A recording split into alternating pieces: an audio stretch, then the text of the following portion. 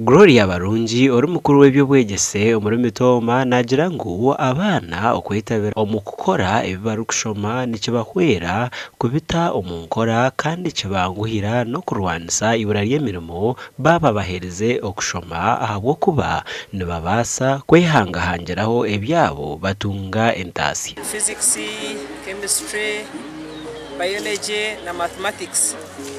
Ezo ni n'amashomo gamwe agakizire kugumira abana munonga. Mbwenu kucyatandikire hati science teaching has been made easy.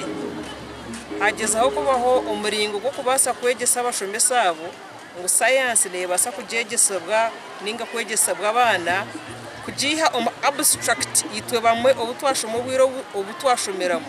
Science keba so abstract mweno kibitero bikugumira hazi cyo cyaretera abana bace bashoma sciences kandi theme yizoberi nko kuyaba eri STEM is a solution.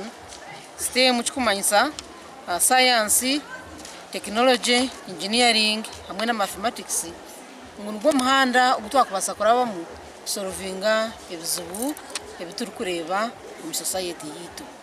Abatebekanisa b'omwereko ogu nibagira ngu n'okwenda abeegi boreke obukugu omu bibarikushoma kandi n'okuta omutima omu bibarikushoma.